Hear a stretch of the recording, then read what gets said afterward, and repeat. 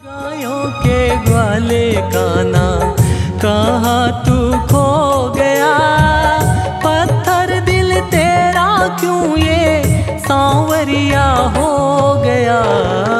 गायों के ग्वाले काना कहाँ तू खो गया, गायों के ग्वाले काना। ऐसी झलक तू दिखा दे, मैं तेरे बिना पल ना रहूं। मुझे ऐसी लगन तू लगा दे, मैं तेरे बिना पल ना रहूं। मुझे ऐसी लगन तू लगा दे, मैं तेरे बिना पल ना रहूं। मुझे ऐसी लगन तू लगा दे, मैं तेरे बिना पल ना रहूं। मैं तेरे बिना पल ना रहूं। मैं तेरे बिना पल ना रहूं। मैं तेरे बिना पल ना रहूं। मैं तेरे बिना पल ना रहूं। दिल में प्रेम वाला दीप जला दे, तेरे बिना पल ना रहूं। दिल में प्रेम वाला दीप जला दे, तेरे बिना पल ना रहूं। आइए वंदना गुरुदेव भगवान जी के चरणों में।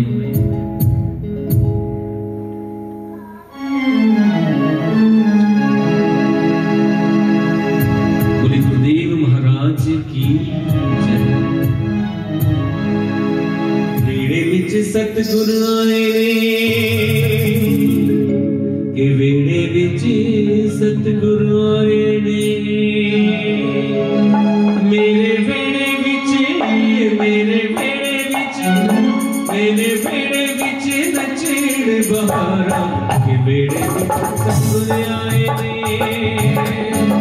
वेड़े विच सतगुरु आए ने, ओ वेड़े विच सतगुरु आए ने। वेड़े विच सतगुरु आए ने। मेरे वेड़े विच, मेरे वेड़े विच, मेरे वेड़े विच नचण बहारा, के वेड़े विच सतगुरु आए ने। वेड़े विच सतगुरु आए ने। वेड़े विच सतगुरु आए ने। वेड़े विच सतगुरु आए ने।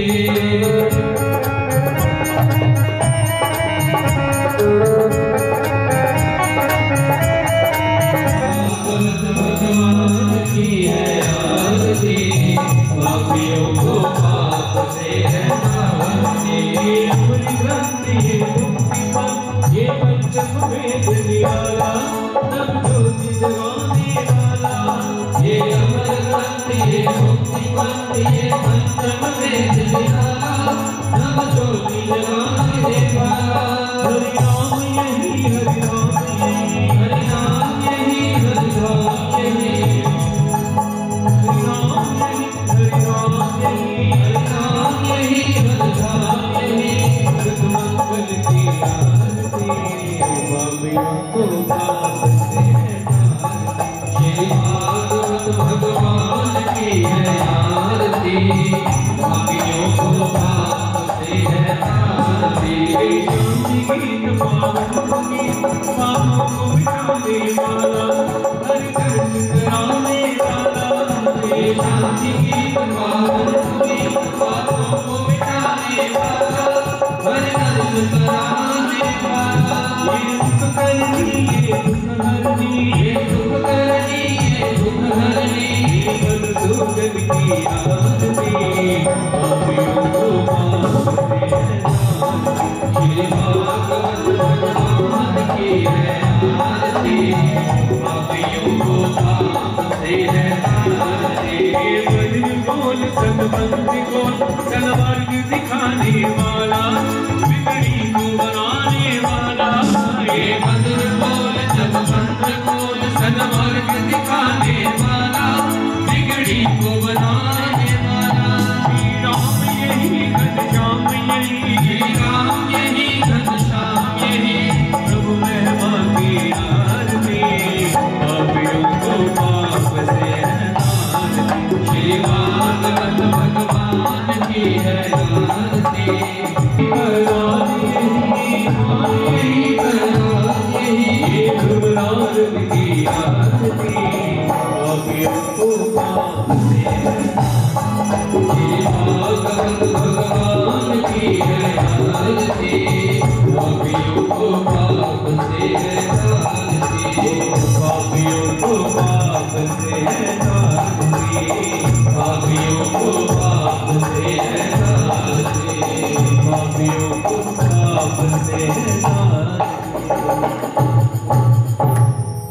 बोले भागवत महापुराण की जय, बोले गौ माता की जय, गुरुदेव महाराज की जय, बोले व्यास जी महाराज की जय। श्री बालकृष्ण भगवान की जय, श्री राधिका मैया की जय, श्री सद्गुरुदेव भगवान की जय, श्रीमद्भागवत महापुराण की जय, श्री शंकर भगवान की जय, चिंतपूर्णी मैया की जय, सत्य सनातन धर्म की जय, भारत माता की जय, हनुमान जी महाराज की जय, सर्वदेवी गोमात की जय। जय जय श्री राधेश्याम। श्री बाबा हरि शाह जी महाराज की जय।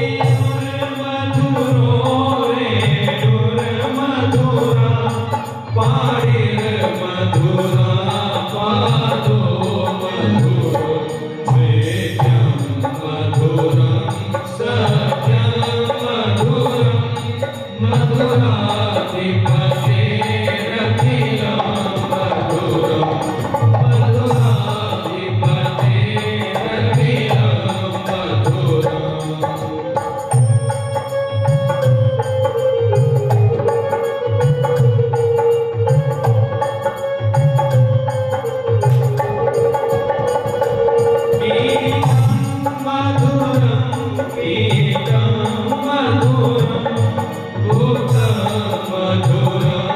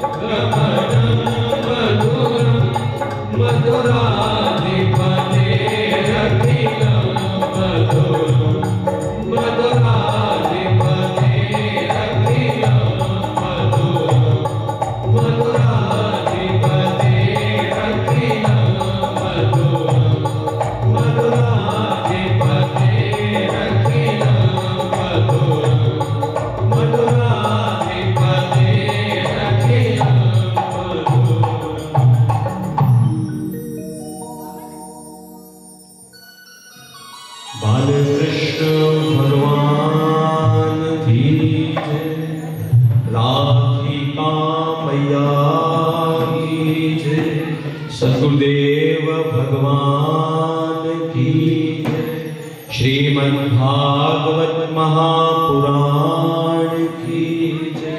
जय जय श्री राम।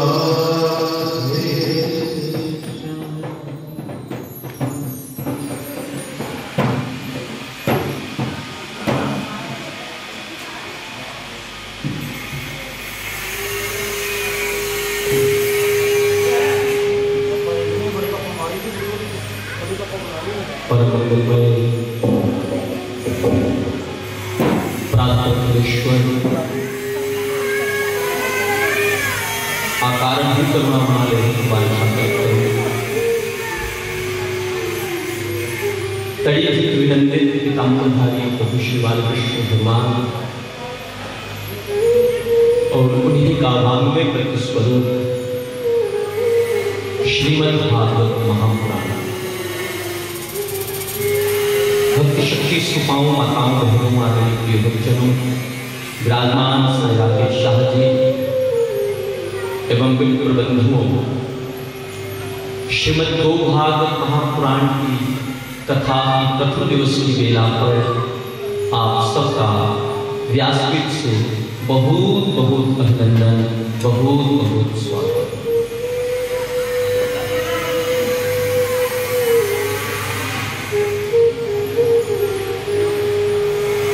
जगत के अमंगलों का नाश करने के लिए इस जगत में जो साधन विद्यमान है उन्हें मंगलमय कहा जाता है। अमंगलों का नाश यदि किसी से संभव है तो मंगल से संभव है, और मंगलमय अगर इस संसार में कोई है तो केवल परमात्मा है। मंगल भवन अमंगलकारी द्रवहु सुदशरथ अजर विहारी। अगर जगत में कोई मंगलमय है तो केवल परमात्मा, बाकी तो सब अमंगलमय महाराज। इस जगत के जितने साधन हैं सब में अमंगल का कुछ ना कुछ छींटा परमात्मा ने अवश्य लगाया। अमंगल माने माया, मंगल माने परमात्मा। ये जगत माया से परिपूर्ण है, इसलिए मंगल नहीं हो सकता। मंगल अगर कोई हो सकता है तो केवल परमात्मा हो सकता है। उसी मंगलमय परमात्मा की कथा को श्रवण करने के लिए हम आप भगवान के इस पावन दरबार में एकत्रित हुए। श्रीमद्भागवत महापुराण की कथा डेरा बाबा हरिशाह दरबार में गौ भागवत महापुराण की कथा, डेरा बाबा हरिशाह दरबार में भागवत की कथा गाय के लिए। देखो, यह कथा किसी व्यक्ति विशेष के लिए नहीं, यह कथा किसी समाज विशेष के लिए नहीं, यह कथा अगर किसी के लिए है तो गौ माता के लिए है। जी प्रधान जी, अगर यह कथा किसी के लिए है तो गौ माता के लिए है। और मुझे कहने में बड़ा संतोष, बड़ा आनंद प्राप्त हुए कि जगत में विद्यमान समस्त वस्तुएं माया के दोष से प्रभावित होकर मंगल ना होकर अमंगल हो गई है। और अगर कोई मंगलमय इस संसार में दृष्टिगोचर होता है तो केवल गौ माता ही होती है। गौ माता इस जगत का मंगलमय है। गौ माता मंगलमय प्राणी है। महाभारत में इसका वर्णन है, गावा पवित्रा मंगल्या गोषु लोका प्रतिष्ठितः श्रीमूत्रम परम तासाम लक्ष्मी नाशम परम। गौ माता मंगलमय है। इसका उदाहरण वेद व्यास जी ने महाभारत में बड़े सुंदर ढंग से वर्णन किया है। गावा पवित्रा मंगल्या, गौ माता पवित्र है और मंगलमय है। आप ऐसा साधन मुझे बतला दीजिए जहां तक तुम्हारी दृष्टि जाती है, जगत का कोई एक साधन मुझे बतलाइए जो मंगलमय नजर आता, जो आरंभ में मंगलमय नजर आता है ना, वास्तव में मंगलमय होता नहीं। जो आरंभ में जितना मंगलमय नजर आए, परिणाम में उतना ही अमंगलमय होता है। विषय वो मंगलमय नजर आते हैं, सुख नजर आता है, परंतु वो सुख परिणाम में दुख के प्रतीक बन जाते हैं, दुख के कारण बन जाते हैं। जगत में अगर कुछ मंगलमय है, एक परमात्मा की कथा मंगलमय है, दूसरा परमात्मा का नाम मंगलमय है, और तीसरा वेद व्यास जी बतलाते हैं गौ माता की सेवा मंगलमय है। हम गाते भी तो हैं ओम मंगलम गौ माता मंगलम, दो पल के लिए गौ माता के लिए सब लोग मिलकर गौ माता की पुकारे, गौ माता की आराधना। वास्तव में तो गौ माता की सेवा ही गौ माता की आराधना है, परंतु वो मंगलमयी गौ माता जिसका नाम मात्र लेने से व्यक्ति की जिह्वा पवित्र होती है, तो जिह्वा पवित्र करने के लिए मंगलमयी गौ माता का नाम सब लोग मिलकर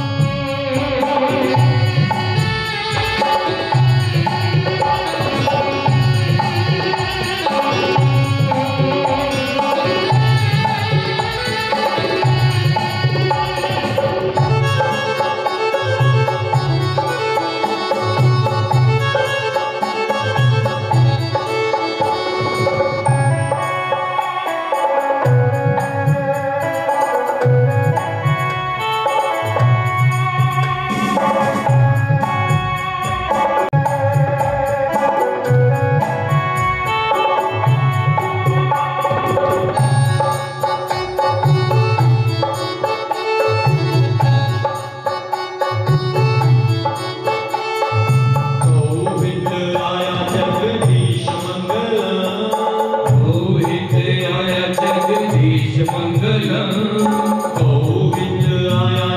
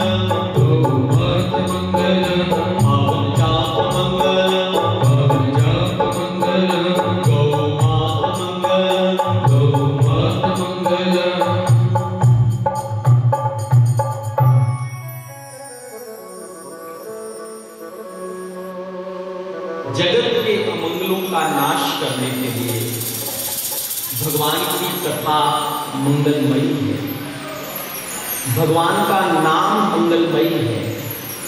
और तीसरी बड़ी बात जैसे वेद व्यास जी बतलाते हैं, गौ माता की सेवा मंगलमय है। गावा पवित्रा मंगल्या, गौ माता पवित्र है और न केवल पवित्र है, वो अपवित्र को पवित्र करने का सामर्थ्य भी रखती है। पवित्र होना अलग बात है, परंतु गौ माता के भीतर ऐसा सामर्थ्य है कि वो अपवित्र को पवित्र कर सकती है। मान लो तुम नहा धोकर पवित्र हो गए और कोई तुम्हारा दूसरा पड़ोसी या मित्र जो नहाया नहीं, तुम तो नहाकर पवित्र हो गए, अब जो नहाया नहीं वो अपवित्र है। तो क्या तुम्हारे भीतर, क्या तुम्हारे स्नान में इतना सामर्थ्य है कि वो तुम्हें स्पर्श करे और वो भी पवित्र हो जाए? ऐसा हो सकता है? सर्दियों में तो ऐसा कोई मन बहलाने के लिए कर ले तो बात दूसरी महाराज, पर ऐसा संभव नहीं। किसी के भीतर इतना सामर्थ्य नहीं कि जिसे तुम स्पर्श करो और पवित्र हो जाओ, इतना सामर्थ्य अगर किसी के भीतर है, वेद व्यास जी बतलाते केवल गौ माता के भीतर है। गौ माता को स्पर्श करने से व्यक्ति पवित्र होता है। कल धर्म के 4 चरणों की बात चल रही थी, जिसमें एक चरण पवित्रता। पवित्रता आती है गौ माता से। गौ माता का दर्शन पवित्र, गौ माता का स्पर्श पवित्र, गौ माता का रोम रोम पवित्र, गौ माता को स्पर्श करके आने वाली हवा पवित्र, गौ माता का मल पवित्र, गौ माता का मूत्र पवित्र, गौ माता का दूध पवित्र, गौ माता के हविष्य से प्राप्त होने वाला प्रत्येक साधन पवित्र ही होता है। पंडित जी जब पूजा करवाते हैं तो साफ लिखते हैं दूध चाहिए गाय का। आजकल लोग पूछने लग जाते हैं महाराज गाय का ना मिले तो, बोले मन बहलाने के लिए दूध कोई भी ले आओ, परंतु स्नान तो केवल गौ माता के दूध से ही होता है। गौ माता का दूध पवित्र। अरे अच्छा, भगवान को नहाने की क्या आवश्यकता थी? भगवान को स्नान करने की क्या आवश्यकता? आपको लगता है कि भगवान को नहाने की आवश्यकता होगी? अरे भगवान तो सदा पवित्र है, वो तो सदा मंगलमय है, उसका नाम लेकर अमंगलों का नाश हो जाता है, तो भगवान को नहाने की क्या आवश्यकता? फिर भी भक्त कहते हैं महाराज हम तो नहलाएंगे, हमें तो नहलाना है आपको। अब हम नहलाएं, आप बतलाएं कि आप कौन से साबुन से नहाना पसंद करोगे? भगवान ने स्वयं कहा कि मुझे नहलाना है तो मुझे किसी और अन्य वस्तु की आवश्यकता नहीं है। गौ माता का कटोरा भर के दूध ले आओ, मेरे ऊपर उड़ेल दो, मेरा स्नान हो जाएगा। ज्यादा अगर तुम कुछ और करना चाहते हो तो पंचामृत ले आओ, वो भी गौ माता के ही साधनों से प्राप्त होता है। गौ माता केवल पवित्र नहीं है, वेद व्यास जी कहते हैं गौ माता अपवित्र को पवित्र करने का सामर्थ्य रखती है। तन अपवित्र हो जाए, माने बीमार हो जाए, तो गौ माता औषधियों की खान है। गौ माता का दूध औषधि, गौ माता का दही औषधि, गौ माता का घी औषधि। आजकल सर्दियां हैं, सोते समय गौ माता के घी से थोड़ी सर की मालिश करो, बुद्धि तीव्र होती है। शर्त बस इतनी है कि मालिश के बाद फिर बदन को हवा नहीं लगनी चाहिए। गौ माता के दूध से, गौ माता के घृत से तुम बदन की मालिश करो, हड्डियां मजबूत होती हैं। सर्दियों में अक्सर ऐसा हो जाता है कि हाथ दुखने लग जाते हैं। गौ माता औषधियों की खान है। गौ माता जगत में चलता फिरता अस्पताल है महाराज। ऐसा अस्पताल है जहां सब औषधियां मुफ्त में ही बांटी जाती हैं।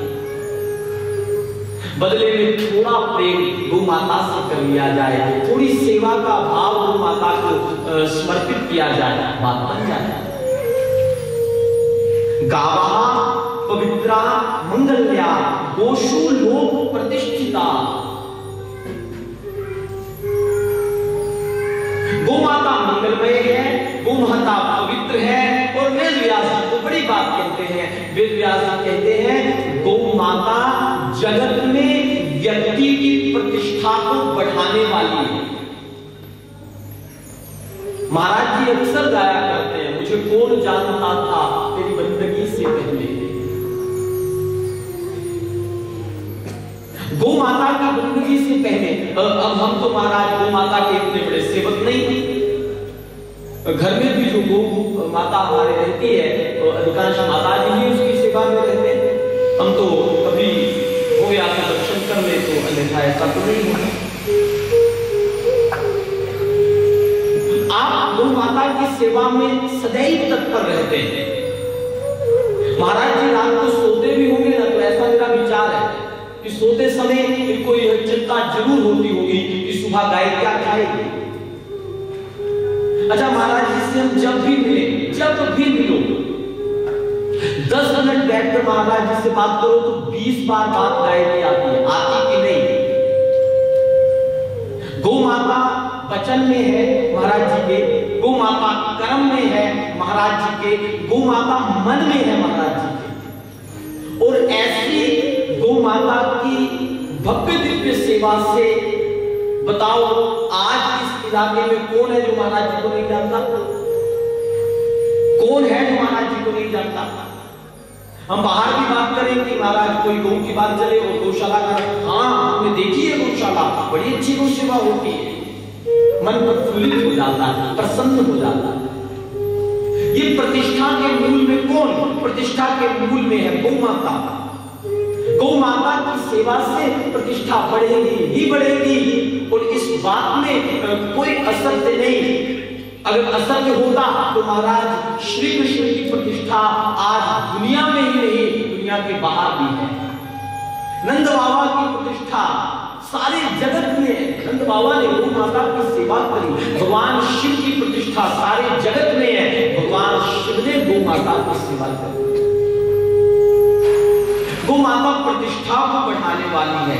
शक्तिं मूत्रम परम तासाम अलक्ष्मी नाशम परम। बड़ी बात वेद व्यास कहते हैं, गौ माता की अगर भाव से कोई सेवा करे तो गौ माता अलक्ष्मी का नाश कर देती है। किसका नाश कर देती है जी? अलक्ष्मी का। लक्ष्मी का नहीं, अलक्ष्मी का। अलक्ष्मी के अर्थ बहुत हो सकते हैं। अलक्ष्मी का एक अर्थ निर्धनता को दूर करती है गौ माता। अच्छा, एक गौ माता अगर किसी के पास हो तो वो आदमी निर्धन नहीं हो सकता। निर्धन कौन है? जिसको पहनने को कपड़े नहीं, जिसको खाने को रोटी नहीं, वो निर्धन। जिसके पास कुछ नहीं वो निर्धन। 2 वक्त की रोटी भी जिसको नहीं मिलती वो निर्धन। पर एक गौ माता की सेवा अगर कोई भाव से करे तो गौ माता के भीतर से इतना भविष्य प्राप्त होता है कि कोई रात को भूखा नहीं सो सकता। तो गौ माता अलक्ष्मी का नाश करती है, माने निर्धनता का नाश करती है। अलक्ष्मी का एक अर्थ दुर्बुद्धि से भी होता है, हमारे भीतर की जो दुर्बुद्धि है। अच्छा, हमारे जीवन में जितने कष्ट हैं, हमारे जीवन में जितने क्लेश हैं, हमारे जीवन में जितने दुख हैं, उन दुखों का मूल कारण है हमारी अबुद्धि। बुद्धिमान व्यक्ति को आप दुखी नहीं देखोगे। उसके जीवन में कष्ट भी आ जाए तो बुद्धिमान व्यक्ति कहता है, अरे कष्ट किस बात का, इस जगत में हमें जो प्राप्त हो रहा है सब कर्मों के खेल से ही प्राप्त हो रहा है। बुद्धिमान व्यक्ति को आप रोता हुआ कभी नहीं देखोगे, कभी नहीं देखोगे। एक महात्मा जी हुए बीमार, मैंने उनको किया फोन, सुबह मुझे पता चला तो शाम को मैंने उनको फोन किया तो मैंने कहा बाबा जी अब ठीक हो? बोले तो तूने याद करवाया कि मैं बीमार हूं, मैं तो कब का भूल गया था कि मैं बीमार हूं। बुद्धिमान व्यक्ति कभी दुखी नहीं होता, कभी दुखी हो नहीं सकता। गौ माता हमारी अबुद्धि का नाश करती है। अच्छा, अबुद्धि क्यों बुद्धि समाप्त हो गई? तो व्यक्ति बुद्धिमान हो गया, और जो बुद्धिमान हो गया उसके जीवन के सब संशय, सब संकट अपने आप निकल गए। तो मूल में वेद व्यास जी कहना चाहते हैं कि गौ माता व्यक्ति के समस्त दुखों का नाश करती है। ऐसी ही मंगलमयी गौ माता के लिए श्रीमद् भागवत महापुराण की कथा का आयोजन साईं राकेश शाह जी के द्वारा किया गया, जिसमें कल भव्य शोभा यात्रा का दर्शन हमने किया। बड़ा आनंद आया महाराज। अच्छा, यूं आज कोई आपको कहे कि नंगे पांव दौलतपुर तक जाकर आओ, महाराज दौलतपुर आने में नहीं आएगा। आएगा? नहीं आएगा। तो लाख कोशिश करो, तुम पहुंचते पहुंचते तुम इतने व्याकुल हो जाओगे कि ठंडी ऊपर से नीचे तक भी आओ ना नंगे पांव, महाराज ठंड कंपा देती है आदमी। पर कल गौ माता की कृपा हम सब पर ऐसी दृष्टि, सब बड़े आनंद के साथ गौ माता की भव्य शोभा यात्रा में सबने बड़ा आनंद किया। आज 17वीं बार हम और आप मिलकर गौ माता के गुणान वादों को गाने के लिए एकत्रित हुए हैं श्रीमद् भागवत महापुराण के माध्यम से। परंपरा है कि भागवत से पहले भागवत जी के महात्म की कथा को श्रवण करना होता है। मिलकर हम और आप प्रवेश करेंगे भागवत जी के महात्म का पहला श्लोक। सच्चिदानंद रूपाय विश्वोत्पत्त्यादि हेतवे तापत्रय विनाशाय श्री कृष्णाय वयं नमः। याद है आप में से किसी को 17वीं बार? अच्छा, हम भागवत की कथा में प्रवेश करें। चलो मैं बोलूंगा, मेरे साथ साथ आप भी बोलेंगे। हाँ, जो लिख रहे हैं वो लिख भी लें ताकि आगे याद रहे। सच्चिदानंद, जोर से बोलो, इतने ठंड भी नहीं। सच्चिदानंद रूपाय विश्वोत उत्पत्त्यादि हेतवे तापत्रय विनाशाय श्री कृष्णाय वयं नुमः। सच्चिदानंद रूपाय विश्वोत्पत्त्यादि हेतवे तापत्रय विनाशाय श्री कृष्णाय वयं नमः। ये भागवत जी के महात्म का पहला श्लोक है। महात्म का अर्थ होता है परिचय, माने इंट्रोडक्शन। हाँ, वेद व्यास जी भागवत जी का परिचय करवा रहे हैं महात्म के माध्यम से। और पहला श्लोक जो लिखा ना, उसमें संपूर्ण भागवत को कहने का प्रयास किया। हम किसी ऐसे व्यक्ति का परिचय किसी दूसरे से करवाएं जिसे हमने तो देखा है पर दूसरे ने नहीं देखा, तो सबसे पहले बात किस बात की होती है? सबसे पहली बात क्या होती है? मानो आप मुझे किसी ऐसे आदमी के बारे में बतला रहे हो जिसे मैंने नहीं देखा, तो आप जब उसके बारे में मुझे बतलाओगे तो सबसे पहले क्या बतलाओगे? सबसे पहले बात होगी उसके चेहरे की, होगी कि नहीं? उसका चेहरा ऐसा है, लंबा है कि गोल है, गोरा है कि काला है। व्यास जी ने भागवत के पहले श्लोक के पहले पद में भगवान के रूप का वर्णन किया, सच्चिदानंद रूपाय। अच्छा, दूसरी बात क्या होती? किसी से बात जब हम करते हैं किसी दूसरे के बारे में, तो दूसरा परिचय क्या दिया जाता? दूसरा परिचय दिया जाता कि मोटा है कि पतला है। हाँ, बतलाया जाएगा ना। चेहरे की बात हो गई कि गोल है कि लंबा है कि गोरा है कि काला है। फिर दूसरी बात होती है मोटा है कि पतला है, माने पेट की बात होती है। हाँ, भागवत जी के पहले श्लोक के दूसरे पद में वेद व्यास जी ने भगवान के पेट की बात करी, विश्वोत्पत्त्यादि हेतवे। अच्छा, तीसरी बात क्या होती? तीसरी बात होती लंबा है कि कि छोटा है? कितना लंबा है? लंबा है कि छोटा है? नाटे कद का है कि लंबे कद का है? तीसरे पद में वेद व्यास जी ने भगवान की टांगों की बात करी। लंबाई कितनी है? टांगों से नापी जाती है। तीसरे पद में वेद व्यास जी ने भगवान की टांगों की बात करी, तापत्रय विनाशाय। और चौथे पद को छोड़ दिया जाए, क्योंकि चौथे पद में श्री कृष्णाय वयं नुमः, भगवान को प्रणाम किया गया है। प्रणाम जबरदस्ती नहीं होता। पहले 3 पद जब समझ आ जाएंगे तो प्रणाम करना नहीं पड़ेगा, प्रणाम अपने आप हो जाएगा। महात्मा बुद्ध साधना करते थे, 5 भिक्षु उनके संग रहते थे। धीरे धीरे जब महात्मा बुद्ध को कष्ट देने वाली साधनाओं में उनको लगने लगा कि मैं केवल अपने आप को कष्ट दे रहा हूं, बाकी मैं कुछ नहीं कर रहा हूं, तब उन्होंने उन साधनाओं का त्याग कर दिया। जब उन्होंने उन कष्ट देने वाली साधनाओं का व्रत, उपवास, नित्य कर्म आदि का त्याग कर दिया, तो जो 5 भिक्षु के संग रहते थे उनको लगने लगा कि बाबा की बुद्धि खराब हो गई, वो छोड़कर चले गए। अब जब वो छोड़कर चले गए तो महात्मा बुद्ध बड़े व्यथित हुए।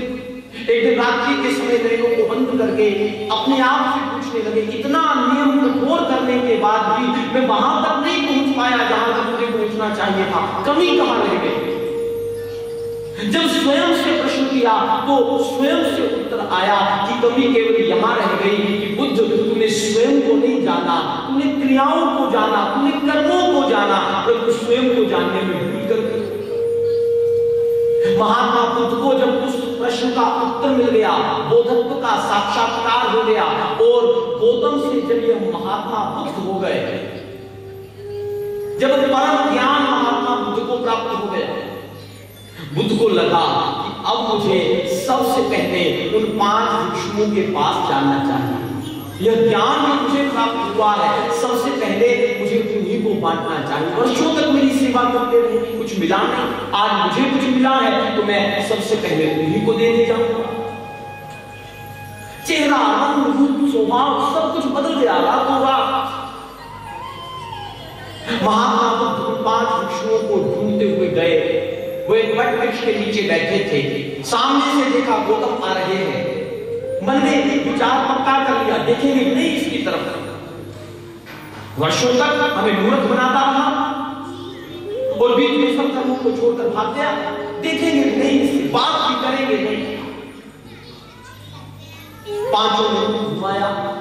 महात्मा बुद्ध करीब गए, मुस्कुराकर करीब जाकर कहा, अरे भाई, बात ना सही, कम से कम एक बार देखो तो सही।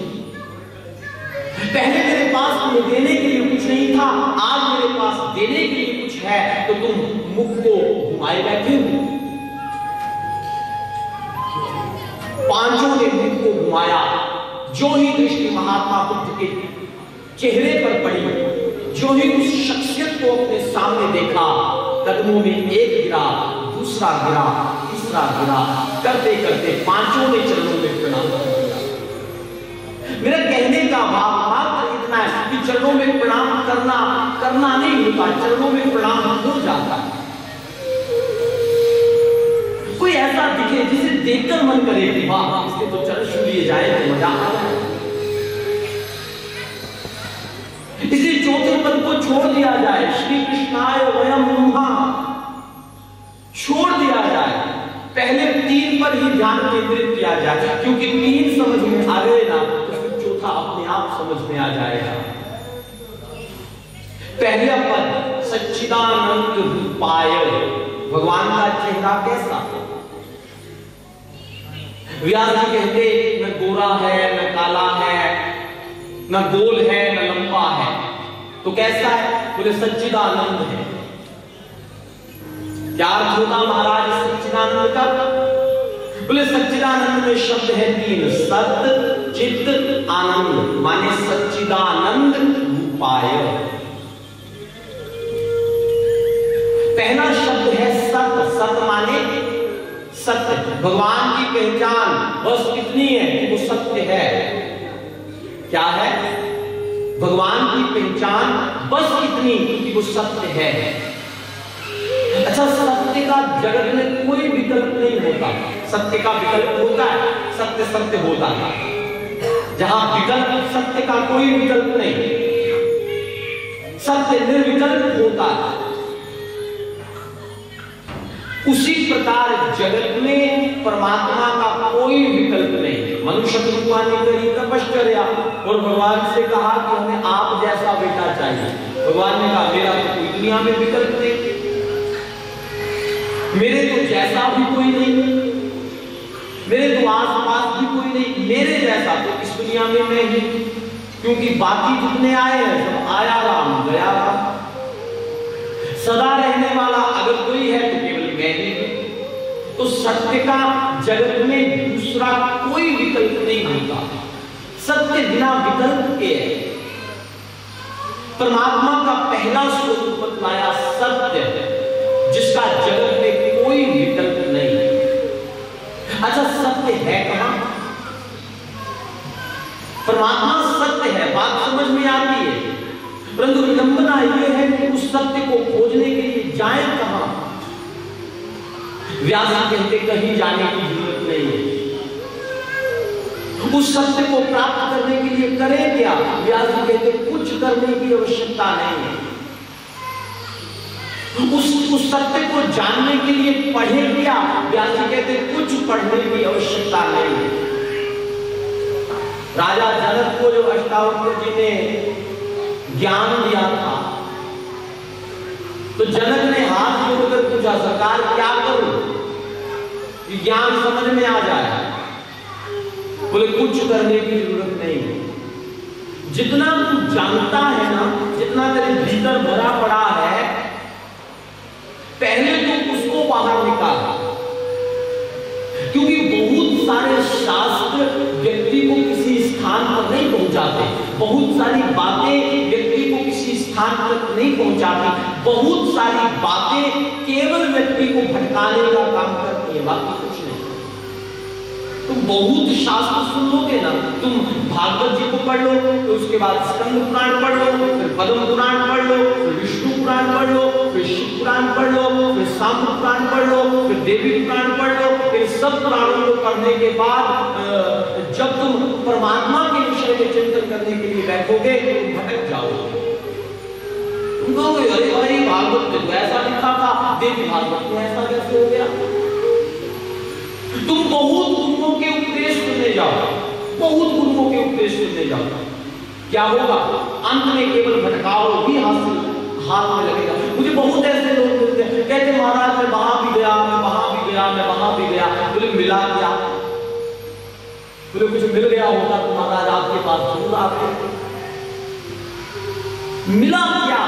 बोले मिला कुछ नहीं, बस ये है कि कथा में समय व्यतीत हो जाता है, 2 घड़ी सत्संग सुन लेते हैं, और उस सत्संग के ऊपर जैसा भागवत की आज्ञा है कि श्रवण के बाद चिंतन करना चाहिए, जब चिंतन के लिए बैठते हैं तो बुद्धि भटक जाती है, उसने तो ये कहा था और उसने ये कह दिया। व्यास जी कहते सत्य को पहचानने के लिए कुछ करने की आवश्यकता नहीं। परमात्मा की कोई भाषा नहीं है, परमात्मा की कोई भाषा नहीं। जितनी भाषाएं हैं सब मानव के द्वारा निर्मित की गई हैं। परमात्मा की अगर कोई भाषा है, अष्टावक्र तो जन्म से कहते हैं परमात्मा की एक ही भाषा है, और उस भाषा का नाम है मौन। उस भाषा का नाम है मौन। जब तुम अकेले में होते हो, मौन में होते हो। मौन का अभिप्राय मंत्र जाप से भी नहीं है। ऐसा नहीं कि तुम बाहर से मौन हो जाओ और भीतर ही भीतर तुम्हारा मंत्र चलता रहे, नहीं। मौन का अभिप्राय है केवल श्वासों को आते जाते देखना, आती और जाती श्वास का दृष्टा बनकर जब व्यक्ति बैठे। व्यास जी कहते, अष्टावक्र का भी यही कहना है। अष्टावक्र कहते हैं कि केवल आती जाती सांसों को देखना, दृष्टा बनकर अगर व्यक्ति बैठे तो ये अष्टावक्र जी का दावा है, कुछ ही समय में वो सत्य को पहचान जाएगा कि वास्तव में सत्य है क्या। जनक ने फिर पूछा, जनक ने कहा कि महाराज ये बता दो कि सत्य को पहचान, अब कुछ तो सत्य के बारे में जानकारी की पहचान।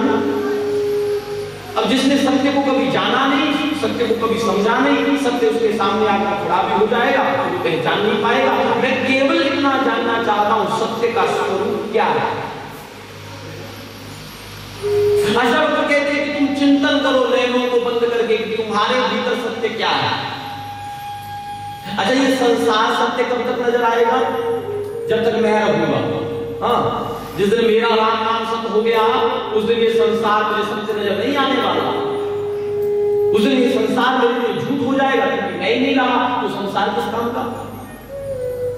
जब मैं ही नहीं हूं तो संसार है कहां?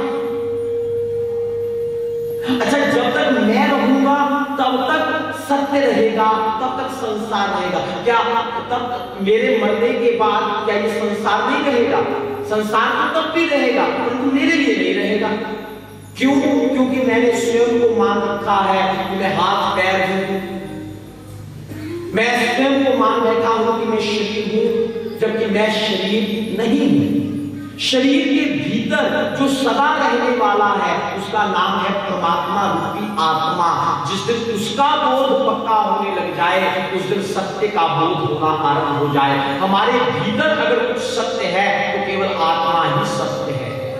हमारी बुद्धि सत्य नहीं, पता नहीं कहां धोखा दे जाए। हमारा मन सत्य नहीं, पता नहीं कहां धोखा दे जाए। हमारा शरीर सत्य नहीं, पता नहीं कहां धोखा दे जाए। अगर हमारे भीतर कुछ सत्य है तो केवल मेरी आत्मा सत्य है और वही आत्मा परमात्मा का स्वरूप है, जिसे वेद व्यास जी ने सत्य कहकर भाषण किया। सच्चिदानंद रूपाय। सच्चिदानंद में दूसरा शब्द है चित। चित माने चेतना, चित माने चेतना, चित माने प्रकाश। आपके पास गाड़ी हो और गाड़ी का कोई इंजन निकाल ले, चलेगी? आपके पास गाड़ी हो और गाड़ी की कोई बारी खोल के ले जाए, चल सकती है गाड़ी? आपके पास गाड़ी हो और गाड़ी की कोई सीट उखाड़ के ले जाए तो भी गाड़ी चल सकती है।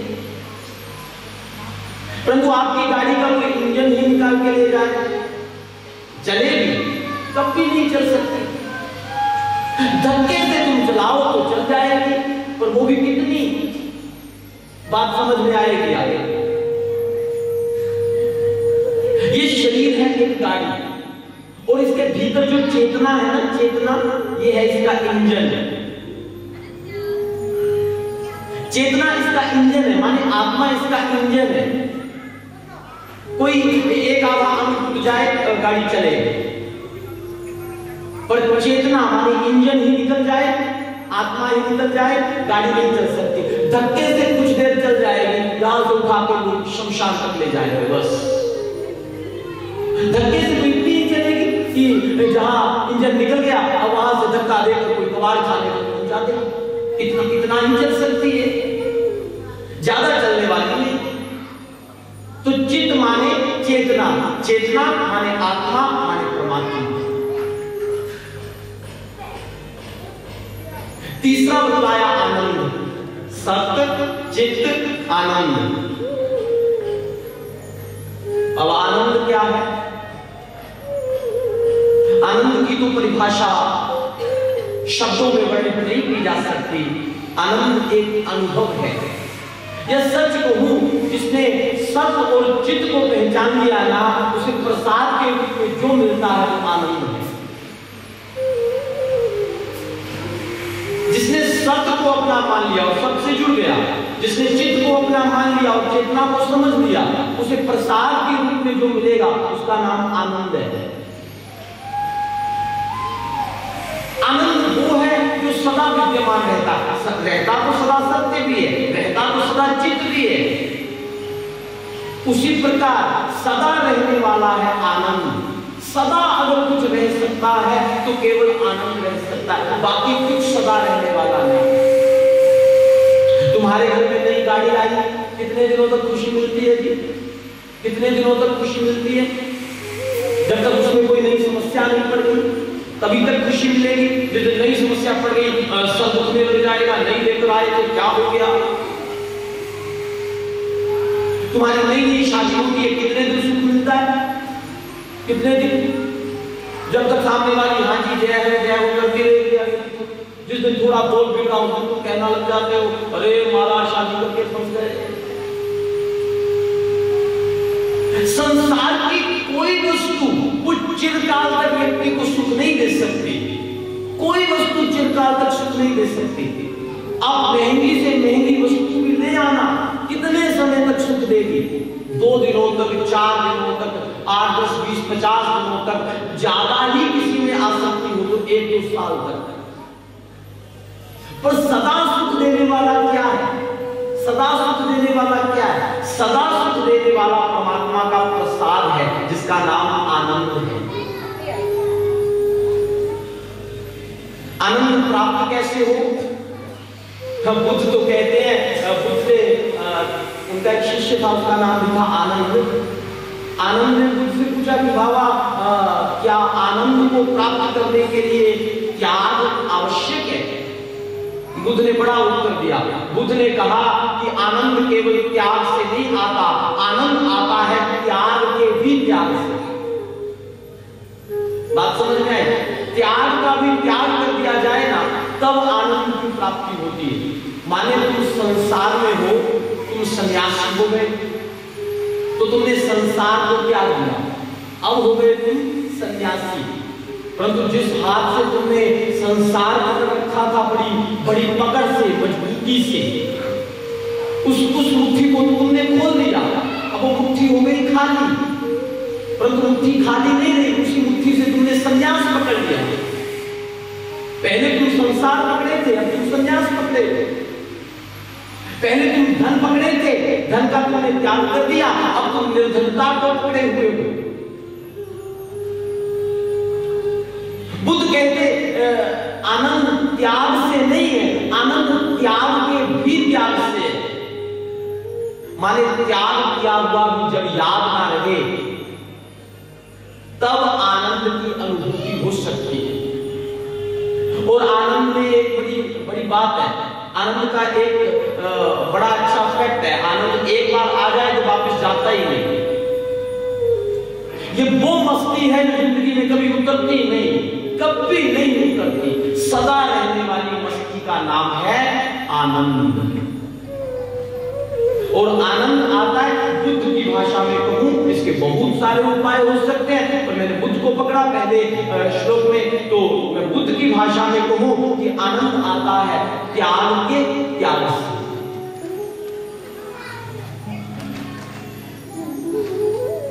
परमात्मा के 3 स्वरूप बतलाए भागवत में, सत्य, चित्त, आनंद।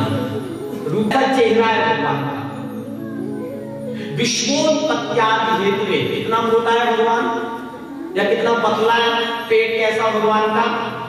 व्यास जी कहते हैं विश्वोत्पत्त्यादि हेतुवे, इतना बड़ा पेट है कि भगवान के पेट में यह विश्व बनता भी है, पालित भी होता है, और अंत में लय भी उसी के पेट में हो जाता है। अब हिसाब लगाना मुश्किल है कि कितना बड़ा रहा होगा। हाँ, हम आप अपने पूरे जीवन में अगर चाहें तो इस संसार के सब शहरों को नहीं देख सकते। देख सकते हैं क्या? गूगल पे देख ले तो बात अलग है, पर आंखों से ढूंढकर अगर तुम देखना चाहो तो एक जीवन में इस संसार के सब शहरों को नहीं देख पाओगे। बाकी तो और बहुत कुछ है, गांव है, जंगल है, रेगिस्तान है, समुद्र है, नदियां हैं, पहाड़ है, बहुत कुछ है। केवल शहर का अगर दर्शन करना हो तो एक आदमी अपना पूरा जीवन रहते नहीं कर सकता। अब आप स्वयं हिसाब लगाइए कि भगवान का पेट कितना बड़ा रहा होगा, कितना मोटा है, कितना पतला है। इस बात को समझना हमारी बुद्धि के ऊपर निर्भर करता है। वो पालता भी है, वो बनाता भी है, वो पालता भी है, और वो संहार भी करता है। हम ना बना सकते, हम ना पाल सकते, हम ना संहार कर सकते। हम केवल भ्रम में रहते हैं। हमें लगता है कि बच्चों को हमने जन्म दिया, इसलिए बच्चों को हमने बनाया। हमको लगता है कि इनके लिए दिन रात दौड़ रहे हैं, इसलिए इनको हमने पाला। ऐसा नहीं है। जिनके माता पिता जन्म लेते ही मर जाते हैं, वो भी पल जाते हैं। जंगल में जिनका जन्म होता है वो भी पल जाते हैं। अजगर करे न चाकरी, पंछी करे न काम, दास मलूका कह गए सबका दाता राम। बनाने वाला वो, पालने वाला वो, मिटाने वाला वो ही परमात्मा जो सदा सदैव रहता है। विश्वोत्पत्त्यादि हेतुवे दूसरा पद पहले श्लोक माने भगवान का पेट। तापत्रय विनाशाय, भगवान की लंबाई कितनी है? तापत्रय विनाशाय। अच्छा, लंबाई का एक अर्थ पहुंच से भी होता है। पहुंच, आदमी की पहुंच कितनी है? व्यास जी से किसी ने पूछा कि भगवान की पहुंच कहां तक है? बोले पहुंच की क्या बात करो, तापत्रय विनाशाय। भागवत के महात्म का पहला श्लोक। दूसरा श्लोक है यम प्रजंतम पेतम पेत कृत्यम द्वैपायन विभकाकर आजुभाव पुत्रे तन्मयतया ततो अभिनेदुष तम सर्वभूत हृदयम मुनिमान अस्मि। भागवत के तृतीय श्लोक में सुखदेव जी के चरणों में प्रणाम किया गया। बड़ा सुंदर स्थान है। नैमिषे सूतम आसीनम अविवाद्य महामतिम कथामृत रसा स्वाद कुशलः शोणपुरब्रवीत। इस संसार में एक बड़ा सुंदर वन है, जिस वन का नाम है नैमिष वन। उस नैमिष वन में बहुत सारे महात्मा निवास करते हैं। लगभग उनकी संख्या 88,000 है। उन 88,000 महात्माओं में जो सबसे बड़े महात्मा हैं, वयोवृद्ध महात्मा हैं, उनका नाम है महात्मा शौनक।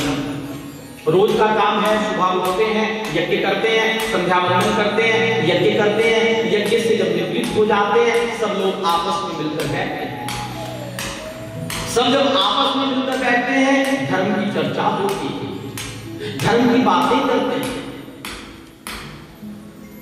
धर्म की चर्चा उनको बड़ी सुहाती है। एक दिन एकत्रित होकर बैठे थे, धर्म की चर्चा कर रहे थे। आने वाला कलयुग कैसा होगा इस विषय में चर्चा कर रहे थे। मन बड़ा दुखी हो गया, क्योंकि आने वाला जो कलयुग था वो बड़ा खतरनाक था। इतने में सामने से देखा कि आ रहे हैं श्रीमान सूत जी महाराज। ये सूत जी वेद व्यास के लाडले शिष्य हैं। सूत जी को आते देखा तो महात्मा लोग अपने आसन से खड़े हो गए, सूत जी के चरणों में प्रणाम कर दिया। पकड़कर सूत जी को एक व्यास पीठ के ऊपर बिठा दिया। हाथ जोड़कर महात्माओं ने सूत जी के चरणों में प्रश्न कर दिया, यह घोरे कलो प्राय जीवाश असुताम गतः क्लेश कांतस्य तस्यैव शोधने किम प्रायः माया मोह निरासश्च वैष्णवे क्रियते कथम। शौनक जी ने सूत जी से पहला प्रश्न किया, क्या माया मोह निरासश्च वैष्णवे क्रियते कथम। कृपा करके यह बतलाइए कि माया मोह का निवारण करने के लिए महात्मा लोग क्या उपाय करते हैं, क्योंकि ये माया मोह भीतर से जाता नहीं बड़ी आसानी से। अच्छा, जाती है माया? नहीं जाता महाराज। मोह जाता है? नहीं जाता महाराज। चाहे कितनी बड़ी बातें मैं भी कर लूं, और मेरा मोह जाता थोड़े। चाहे कितनी बड़ी उपदेश मैं कर लूं, तो माया के बंधनों से कोई पाता थोड़े है। इसलिए महात्माओं ने पहला ही प्रश्न किया कि महाराज ये बतलाइए, माया मोह से निकलने के लिए वैष्णव लोग क्या करते हैं। सूत जी बड़े प्रसन्न हुए महात्माओं के प्रश्न को श्रवण करके। महात्माओं, आपने बड़ा अच्छा प्रश्न किया, मैं निश्चित उत्तर दूंगा। महात्माओं ने कहा, महाराज एक प्रश्न और है, कृपा करके यह बताइए कृष्ण प्राप्ति कर्म शाश्वत साधन तत्वाधना। ये तो बतलाइए कि माया मोह महात्मा लोग क्या करते हैं, पर ये भी बताइए कि इस जगत में श्री कृष्ण को प्राप्त करने का शाश्वत साधन क्या है? दूसरा प्रश्न किया। फिर तो महात्माओं ने हाथ जोड़ दिए और कहा, महाराज हमने यह प्रश्न किसी और से नहीं किए, आपसे किए, क्योंकि हम जानते हैं कि आप इन प्रश्नों का उत्तर देने में समर्थ हो, और आपको जिन्होंने समर्थवान बनाया है हम उस गुरु के विषय में भी जानते हैं। आपके गुरु श्रीमान वेद व्यास जी महाराज की आपके ऊपर महती कृपा है, महती कृपा। शौनक कहते हैं कि सूत जी मैं जानता हूं कि किसी व्यक्ति को चिंतामणि मिल जाए या कल्प वृक्ष मिल जाए।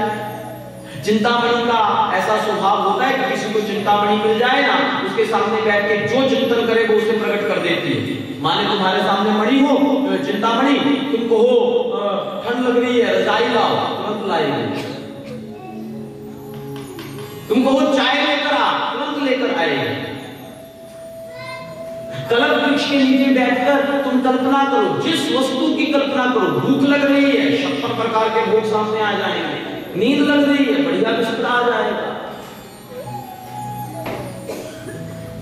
परंतु कल्प वृक्ष में और चिंतामणि में यह सामर्थ्य नहीं कि तुम्हें कल्प वृक्ष मिल जाए और तुम उसके नीचे बैठकर कहो कि चतुर्भुज नारायण प्रकट हो जाए, नहीं होने वाला, क्योंकि उसका सामर्थ्य नहीं है। चिंतामणि का सामर्थ्य नहीं है कि वो परमात्मा को प्रकट कर सके। शौनक जी ने कहा कि सूत जी चिंतामणि और कल्प वृक्ष व्यक्ति की समस्त कामनाओं को पूरा कर सकते हैं, परंतु चिंतामणि में और कल्प वृक्ष में इतना सामर्थ्य नहीं है कि वो परमात्मा को प्रकट कर सके। यह सामर्थ्य अगर किसी के भीतर है, प्रेक्षति ब्रूहीतो वैकुंठम योगी दुर्लभम, यह सामर्थ्य अगर किसी के भीतर है तो केवल सदगुरु के भीतर ही है।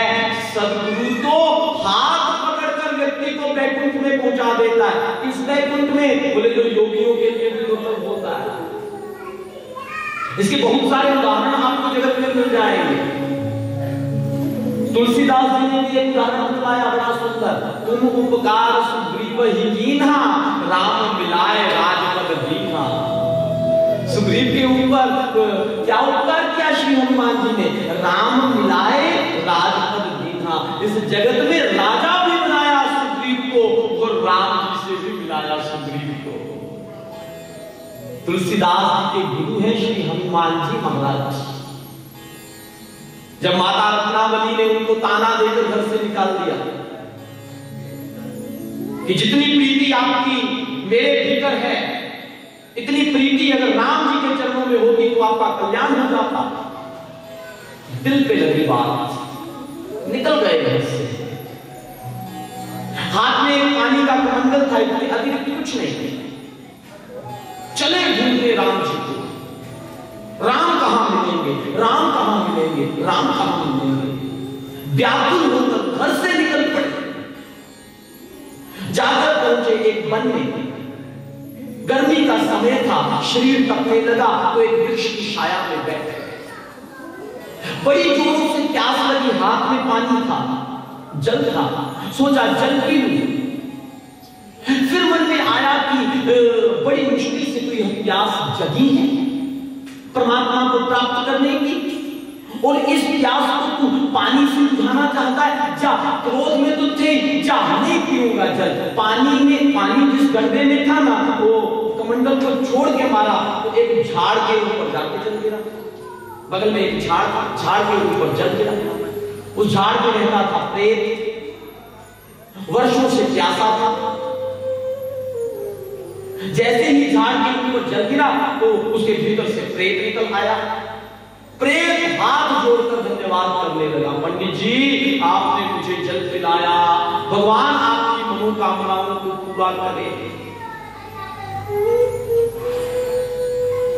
तुलसीदास जी ने कहा कि प्रेत भैया अगर मेरी मनोकामना को पूर्ण करवाना चाहता है तो ये बतला मुझे राम जी कहां मिलेंगे। प्रेत ने हाथ जोड़कर कहा, पंडित जी अगर राम जी का पता हमें मालूम होता तो जरूर ही प्रेत